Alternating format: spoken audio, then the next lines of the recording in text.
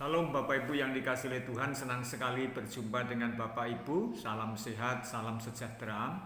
Pada saat ini di dalam konten saya akan memberikan penjelasan berkenaan dengan tata laksana pejabat Gereja Baptis Indonesia di dalam buku seri pertama. Hal yang pertama, kita perlu belajar mengenai tata pejabat Gereja Baptis Kependetaan. Dan kemudian kita akan membahas di bab 1 ini berkenaan dengan pendeta, Bapak Ibu. Berkenaan dengan pendeta atau perihal umum yang perlu kita ketahui berkenaan dengan pendeta, kemudian nanti penggunaan gelar itu. Nah, pengertiannya apa? Pengertiannya begini, pemilihan dan penggunaan sebutan atau gelar pendeta di lingkungan umat Baptis Indonesia, jadi saya secara khusus berbicara Gereja Baptis Indonesia, itu telah dipertimbangkan dengan matang. Artinya bukan serampangan dari tahun ke tahun, sejak kongres sampai kepada musyawarah besar. Itu selalu menjadi perbincangan dan bagaimana memperbaiki dalam tata kelola pejabat Gereja Baptis ya. Nah, itu pengertian. Yang berikutnya, gelar pendeta itu biasa disingkat dengan PDT. Digunakan dengan pengertian yang mencakup fungsi. Fungsinya apa? Pertama adalah pengembalaan, yang berikutnya adalah pengajaran, kemudian pemberitaan Injil dan penyampaian firman Tuhan. Itu. Gelar pendeta ini diberikan oleh sebuah gereja atau gereja lokal di mana seorang itu melayani. Nah, itu diberikan gelar itu. Nah, berikutnya seorang pendeta itu disebut sebagai sepenuh waktu. Memiliki arti apa? Seorang yang mengabdikan hidupnya di gereja lokal dalam pelayanan pengembalaan. Seperti saya mendapatkan gelar pendeta dan saya mengabdikan diri mengembalakan di salah satu gereja lokal. Seorang pendeta itu bisa melakukan kegiatannya di luar gereja yang tidak bertentangan dengan tugas pengembalaan atau izin gereja. Bisa misalkan menjadi pengajar di sebuah sekolah teologi, tidak ada masalah, atau di sekolah umum karena dia mengajar mengenai pendidikan agama Kristen boleh. Nah, itu gereja Baptis. Nah, gelar pendeta itu bukanlah acuan kepada jabatan struktur di gereja, bukan. Ya, itu yang harus kita mengerti. Nah, berikutnya penggunaan gelar pendeta ini. Gelar pendeta itu digunakan dengan melepaskan gelar kegerejaan yang dimiliki sebelumnya. Mungkin sebelumnya dia pendeta muda dan itu dilepaskan. Sehingga tidak pendeta muda lagi, tapi setelah kemudian ditabiskan, dia menjadi seorang pendeta. Ya. Nah, gelar pendeta berlaku di gereja di mana yang bersangkutan ditabiskan dan digunakan di gereja-gereja Baptis Indonesia lainnya, serta lembaga-lembaga baptis di mana pemilik gelar itu melakukan pelayanan. Itu ya, perlu kita ketahui. Nah, sebuah gelar kegerejaan yang dimiliki seorang adalah berbeda dengan jabatan kegerejaan atau struktural yang dimiliki orang tersebut. Seseorang yang telah memiliki gelar pendeta dapat menggunakan gelar tersebut meskipun tidak memiliki jabatan sebagai gembala sidang lagi, kecuali gelar tersebut telah dibatalkan. Artinya gelar pendeta itu bisa menempel seumur hidup. Itu gelar pendeta. Sekalipun dia sudah tidak menggembalakan lagi karena emeritus. Gitu ya. Tapi masih bisa digunakan, kecuali kalau gereja di situ membatalkan gelar pendeta itu. Nah, hal khusus berhubungan dengan penggunaan gelar pendeta itu tentu akan diatur di dalam Kode Kependetaan Baptis Indonesia atau yang disebut dengan KKBI. Nah, kelayakannya seperti apa? Kelayakannya sekarang. Seorang yang memiliki gelar pendeta memiliki kelayakan sebagai rohaniwan yang mengerjakan pelayanan sepenuh waktu. Itu pendeta. Seorang yang memiliki gelar pendeta memiliki kelayakan memimpin upacara agung gereja, yaitu upacara pembaptisan dan upacara perjamuan Tuhan yang dilakukan oleh gereja setempat. Punya kewenangan untuk melakukan itu. Itu kesepakatan kita bersama. Nah, seseorang yang memiliki gelar pendeta juga memiliki kesempatan prioritas untuk memimpin ibadah dan upacara lainnya seperti pernikahan, penahbisan pendeta atau pendampingan pelantikan pejabat negara itu bisa dilakukan oleh seorang pendeta ini. Nah, itu di pasal 1 Bapak Ibu dalam pedoman pejabat Gereja Baptis Indonesia. Nah, pasal 2 itu berkenaan dengan pemberian gelar pendeta. Pengertiannya apa? Pengertiannya adalah pemberian gelar dimaksudkan untuk mengakui dan menetapkan bahwa seseorang adalah orang Kristen yang menjalankan pelayanan sepenuh waktu. Seseorang dapat diberi gelar pendeta setelah memenuhi persyaratan, telah melalui prosedur, serta telah ditetapkan. Ditetapkan di mana? Ditetapkan oleh gereja setempat dalam upacara khusus tentunya ya. Nah, persyaratan terdiri dari persyaratan awal dan persyaratan lanjutan. Nah, persyaratan awalnya apa? Adalah kriteria faktual dari bakal calon sebagaimana adanya. Kemudian persyaratan lanjutan adalah kelengkapan dan kondisi-kondisi yang harus diupayakan oleh bakal calon dan pihak lain. Prosedur adalah urut-urutan atau tahapan yang ditempuh sebelum dilakukan penetapan.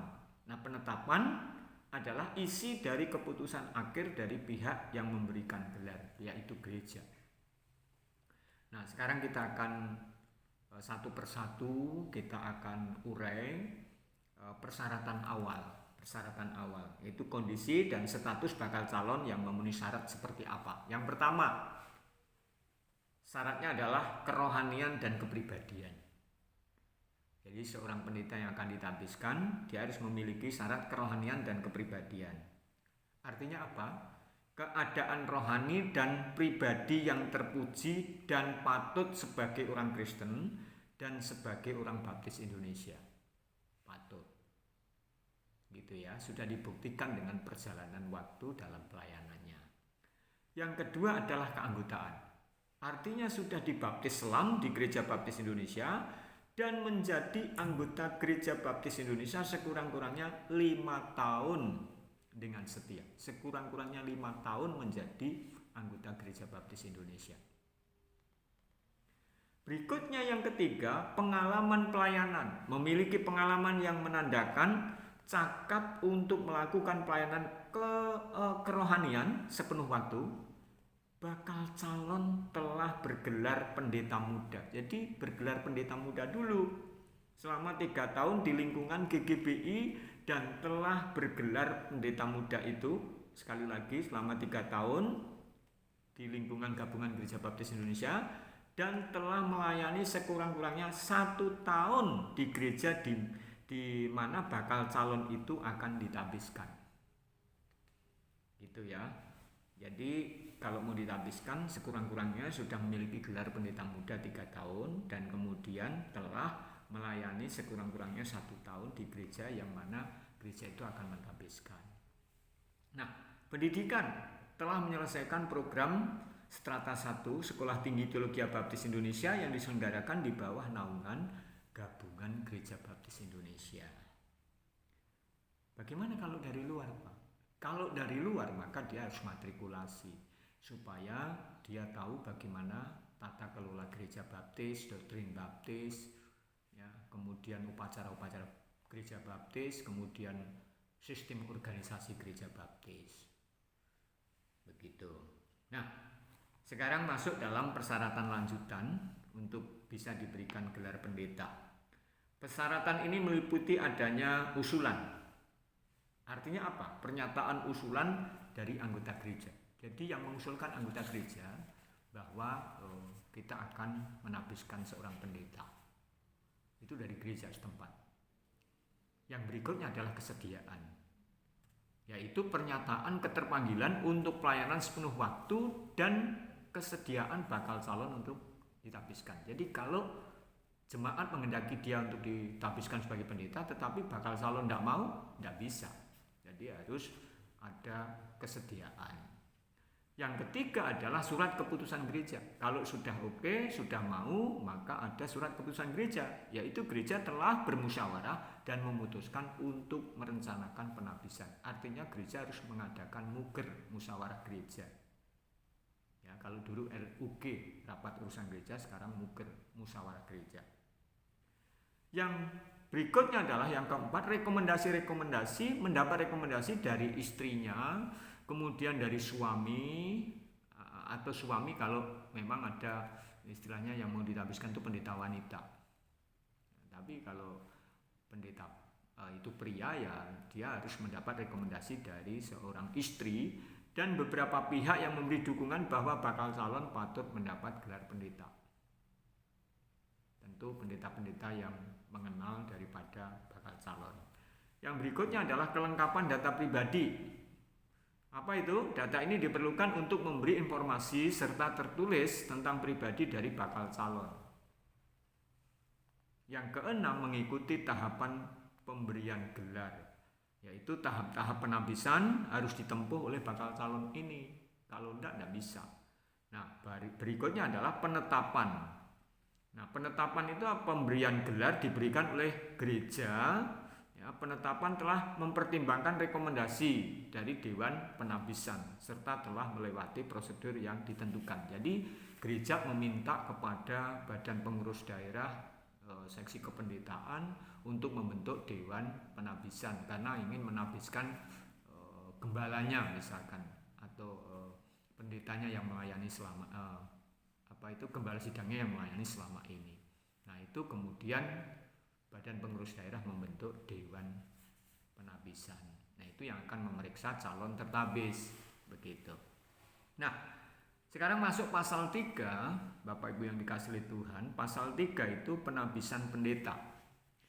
Maksud dan tujuan apa? Penabisan pendeta adalah kebaktian khusus yang diselenggarakan gereja dan bisa juga Gabungan Gereja Baptis Indonesia untuk memberikan gelar pendeta, pengantar Injil di lingkungan GGBI kepada seorang yang sudah memenuhi persyaratan dan melalui prosedur yang ditentukan. Penabisan terdiri dari rangkaian kegiatan atau proses untuk memeriksa, kemudian membekali, menetapkan, dan meneguhkan serta mengumumkan tentang seseorang yang akan bergelar pendeta. Itu maksud dan tujuannya. Yang kedua, maksud tujuannya adalah penabisan pendeta bertujuan apa? Memastikan bahwa seorang yang diusulkan itu sudah memenuhi persyaratan yang telah ditetapkan, patut dan dapat menerima gelar pendeta. Yang kedua adalah mengakui dan menetapkan melalui acara penabisan sebagai bentuk peneguhan bahwa seorang itu patut menjadi pelayan sepenuh waktu dengan gelar pendeta. Yang ketiga, mengumumkan kepada jemaat gereja lokal dan umat baptis Indonesia perihal pemberian gelar pendeta kepada seorang yang telah ditabiskan tersebut. Itu. Nah, sekarang kita akan masuk pada prosedur umum. Prosedur umum itu pertama adalah pemenuhan persyaratan awal dan persyaratan lanjutan. Yang berikutnya mendapatkan dasar pelaksanaan dari keputusan musyawarah gereja lokal. Jadi pasti ada musyawarah gereja lokal itu membuat keputusan untuk menabiskan pendeta. Yang ketiga, pembentukan panitia penabisan dan dewan penabisan yang tadi dibentuk oleh gereja. Ya. Kemudian pemeriksaan dan pembekalan, ada pemeriksaan dan pembekalan kepada calon tertabis. Yang kelima, pelaksanaan penabisan, ada upacara khusus yang dilakukan di depan jemaat. Yang berikutnya baru publikasi atau pengumuman baik di Gabungan Gereja Baptis Indonesia maupun gereja-gereja lokal yang ada di daerah.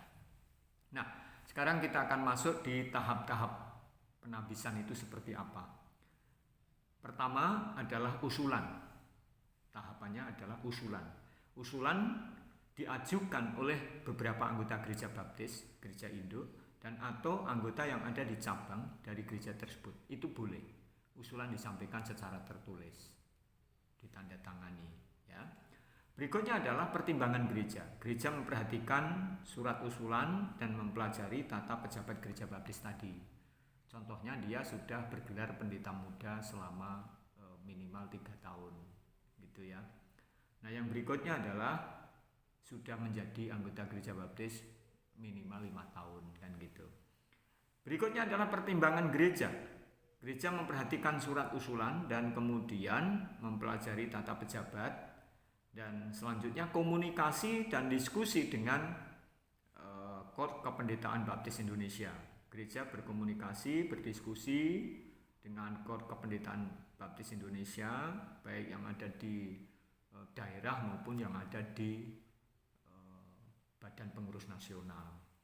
Yang keempat adalah penerbitan keterangan pendapat. Keterangan pendapat dari KOR Kependetaan diterbitkan untuk memperkuat keputusan rencana penabisan. Di situ baru masuk ke pernyataan kesediaan. Gereja bertanya kepada bakal calon tentang kesediaannya ditabiskan serta dinyatakan secara tertulis juga mau atau tidak gitu ya. Nah, berikutnya adalah musyawarah gereja. Musyawarah gereja diadakan untuk mengambil kesepakatan mengusulkan seseorang mengikuti tahap-tahap lanjutan dan penabisan. Kemudian jemaat setuju, setelah itu pengiriman surat dari gereja, surat itu dari gereja kemudian ditujukan kepada seksi kependetaan di Badan Pengurus Daerah maupun Departemen Kependetaan berisi permohonan pembentukan Dewan Penabisan. Kalau daerah bisa lakukan ya daerah, tidak harus di departemen ya. Berikutnya adalah pembentukan panitia dan dewan. Panitia pelaksana penabisan dan dewan penabisan dibentuk untuk mempersiapkan dan melaksanakan segala hal ya terkait dengan penabisan calon pendeta, atau bakal calon juga memilih pendeta mentor boleh. Jadi bakal calon saya pendeta A, pendeta B, pendeta C untuk bisa menjadi pendamping ya, mentor. Yang berikutnya adalah pemenuhan persyaratan. Kelengkapan persyaratan yang diperlukan antara lain data pribadi, kemudian surat kesediaan, surat rekomendasi, dan penetapan pendeta mentor tadi ya. Berikutnya baru wawancara pemeriksaan. Wawancara yang dilakukan Dewan Penabisan meliputi pemeriksaan apa saja? Ya ada masalah yang berhubungan dengan pengalaman keselamatan, berhubungan dengan panggilan, kemudian kepribadian, kerohanian, asas-asas baptis, kemudian etika, dan juga praktika pelayanan, kepemimpinan dalam pelayanan. Nah, berikutnya adalah pemantapan dan pembekalan. Pada tahap ini akan diberikan pengetahuan dan pemantapan keyakinan kepada calon tabisan. Hal-hal yang dipersiapkan adalah waktu dan tempat pelaksanaannya, topik atau materi yang dibahas, serta para pengajar pembekalan siapa saja. Barulah rekomendasi akhir dan penetapan. Rekomendasi akhir berisi apa? Pendapat tentang kepatutan bakal calon untuk ditabiskan. Kemudian rekomendasi akhir dikeluarkan oleh Dewan Penabisan yang dibentuk di Badan Pengurus Daerah si kependetaan. Penetapan bahwa seorang akan ditabiskan dilakukan oleh gereja dalam bentuk surat keputusan gereja. Barulah penabisan. Acara ini dilaksanakan sesuai jadwal dan rencana-rencana yang telah disusun oleh panitia pelaksana penabisan bersama dengan Dewan Penabisan. Jadi Dewan Penabisan yang dibentuk diminta oleh gereja itu biasanya mengadakan koordinasi dengan panitia penabisan. Berikutnya yang terakhir adalah publikasi dan evaluasi. Pengumuman yang dilakukan oleh gereja dan bisa juga dilakukan oleh seksi kependetaan Gabungan Gereja Baptis Indonesia. Ya. Demikian di pasal 3 berbicara mengenai tahap-tahap yang harus dilalui untuk menjadi pendeta. Jadi tidak mudah ya, ada beberapa tahap yang harus dilakukan di situ. Demikian Bapak Ibu, Saudara yang dikasihi oleh Tuhan, berbicara mengenai tahap-tahap penabisan. Nah, sekarang kita akan bicara mengenai pembatalan gelar. Ya, pembatalan gelar. Yang pertama, pembatalan itu bisa dilakukan oleh gereja lokal sebagai proses akhir pendampingan jika yang bersangkutan itu tidak bersedia untuk dibina. Kan ada tidak bersedia dibina ya sudah, kemudian dibatalkan gelarnya. Berikutnya, bila gereja yang menabiskan tidak mau membatalkan gelar, maka pembatalan gelar dilakukan oleh Departemen Kependetaan BGBI ya, atau KOR Kependetaan. Bisa dilakukan karena ada pelanggaran asas-asas baptis, ada pelanggaran etika yang dilakukan. Nah, pembatalan atau pencabutan gelar dilakukan atau dilaksanakan bila yang bersangkutan pertama bisa karena mengajukan pembatalan atas gelar yang dimilikinya atau mengundurkan diri. Mungkin dia tidak lagi di gereja baptis, maka bisa dicabut. Kemudian menyimpang dan atau membatalkan panggilan pelayanan sepenuh waktu. Jadi bisa dibatalkan. Yang berikutnya menyimpang dan atau melanggar etika norma Kristen dan atau kode etik Kependetaan Baptis Indonesia, bisa dibatalkan pendetaannya. Yang keempat, mengajarkan dan mempraktekkan kepercayaan yang menyimpang dari Alkitab dan bertentangan dengan keyakinan umat Baptis Indonesia, itu bisa dibatalkan. Ya. Yang kelima, telah pindah bergabung ke gereja atau denominasi lain selain gabungan Gereja Baptis Indonesia. Jadi kalau tidak di bawah naungan Gabungan Gereja Baptis Indonesia dan dia pindah dengan gereja lain, artinya dibatalkan, bisa dibatalkan. Nah, prosedur dan penjelasan rinci dari pembatalan gereja ini juga terdapat pada pedoman yang dikeluarkan oleh Koord Kependetaan Baptis Indonesia. Bahkan juga bisa dilihat dalam ADART gereja kita masing-masing ya. Prosedur itu bisa ditulis di sana. Nah, bagaimana untuk pemulihan daripada pendeta ini? Nah, seseorang yang telah mengalami pembatalan gelar pendeta dapat mengalami pemulihan Bapak Ibu. Masih bisa setelah melalui prosedur seksama yang dilaksanakan oleh KKBI tadi, Koord Kependetaan Baptis Indonesia, serta rekomendasi sejumlah pendeta. Jadi walaupun sudah dibatalkan masih bisa dipulihkan. Ya. Nah, prosedur pemulihan secara umum seperti apa? Adanya usulan untuk dilakukan proses pemulihan yang dilakukan dikuatkan dengan sejumlah rekomendasi. Rekomendasi itulah yang kemudian bisa menguatkan untuk pemulihan daripada gelar pendeta, karena pendeta tersebut ternyata sudah mengalami perubahan. Yang berikutnya, telah dilaksanakan proses atau tahapan pemulihan. Ada beberapa tahap tadi, ada pembinaan dan kemudian ada proses pemulihan sendiri. Nah, proses atau tahapan pemulihan dilaksanakan dengan bijaksana dan bertujuan membangun serta dengan mempertimbangkan dan mendasarkan kepada prinsip-prinsip dalam Alkitab. Tidak boleh sembarangan karena sentimental dan lain sebagainya, dengan seseorang tidak senang dengan seseorang kemudian membatalkan, dan bisa. Demikianlah Bapak Ibu Saudara yang dikasihi oleh Tuhan, di dalam konten kami berbicara mengenai tata laksana pejabat Gereja Baptis Indonesia. Kiranya ini dapat menolong bagi gereja-gereja. Tuhan memberkati. Salam.